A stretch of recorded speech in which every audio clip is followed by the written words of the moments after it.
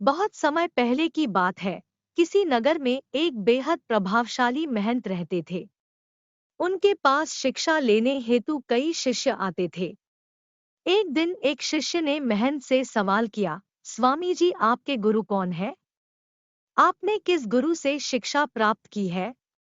महंत शिष्य का सवाल सुन मुस्कुराए और बोले, मेरे हजारों गुरु हैं। यदि मैं उनके नाम गिनाने बैठ जाऊं तो शायद महीनों लग जाए।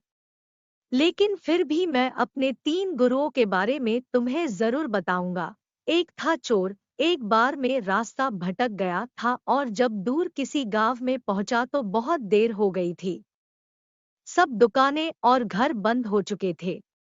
लेकिन आखिरकार मुझे एक आदमी मिला जो एक दीवार में सेंध लगाने की कोशिश कर रहा था। मैंने उससे पूछा कि मैं कहाँ ठहर सकता हूँ, तो वह बोला कि आधी रात गए इस समय आपको कहीं आसरा मिलना बहुत मुश्किल होगा। लेकिन आप चाहे तो मेरे साथ ठहर सकते हो। मैं एक चोर हूँ और अगर एक चोर के साथ रहने में आपको कोई परेशानी नहीं होगी तो आप मेरे साथ रह सकते हैं। वह इतना प्यारा आदमी था कि मैं उसके साथ 1 महीने तक रह गया। वह हर रात मुझे कहता कि मैं अपने काम पर जाता हूँ, आप आराम करो, प्रार्थना करो। जब वह काम से आता तो मैं उससे पूछता कि कुछ मिला तुम्हें? तो वह कहता कि आज तो कुछ नहीं मिला पर अगर भगवान ने चाहा तो जल्द ही जरूर कुछ मिलेगा।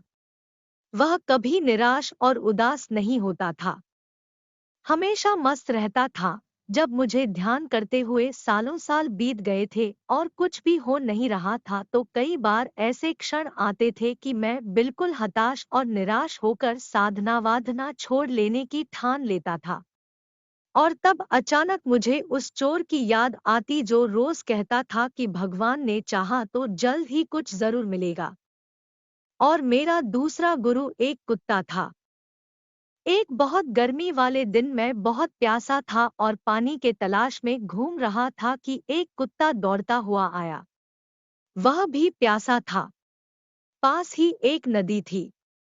उस कुत्ते ने आगे जाकर नदी में झांका तो उसे एक और कुत्ता पानी में नजर आया जो कि उसकी अपनी परछाई थी। कुत्ता उसे देख बहुत डर गया। वह परछाई को देखकर भौंकता और पीछे हट जाता, लेकिन बहुत प्यास लगने के कारण वह वापस पानी के पास लौट आता। अंततः अपने डर के बावजूद वह नदी में कूद पड़ा और उसके कूदते ही वह परछाई भी गायब हो गई। उस कुत्ते के इस साहस को देख मुझे एक बहुत बड़ी सीख मिल गई। अपने डर के बावजूद व्यक्ति को छलांग लगा लेनी होती है।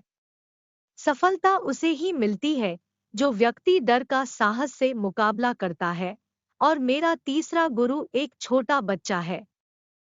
मैं एक गांव से गुजर रहा था कि मैंने देखा एक छोटा बच्चा एक जलती हुई मोमबत्ती ले जा रहा था। वह पास के किसी गिरजाघर में मोमबत्ती रखने जा रहा था। मजाक में ही मैंने उससे पूछा कि क्या यह मोमबत्ती तुमने जलाई है? वह बोला, जी मैंने ही जलाई है।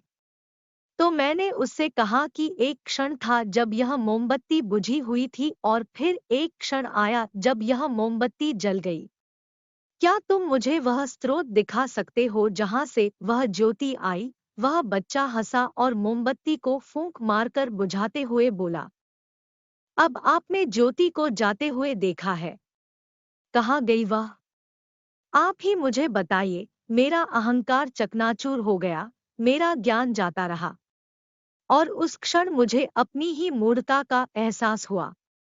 तब से मैंने कोरे ज्ञान से हाथ धो लिए। मित्रों, शिष्य होने का अर्थ क्या है? शिष्य होने का अर्थ है पूरे अस्तित्व के प्रति खुले होना। हर समय हर ओर से सीखने को तैयार रहना। जीवन का हर क्षण हमें कुछ न कुछ सीखने का मौका देता है। हमें जीवन में हमेशा एक शिष्य बनकर अच्छी बातों को सीखते रहना चाहिए। यह जीवन हमें आए दिन किसी न किसी रूप में किसी गुरु से मिलाता रहता है। यह हम पर निर्भर करता है कि क्या हम उस महंत की तरह एक शिष्य बनकर उस गुरु से मिलने वाली शिक्षा को ग्रहण कर पा रहे हैं कि नहीं।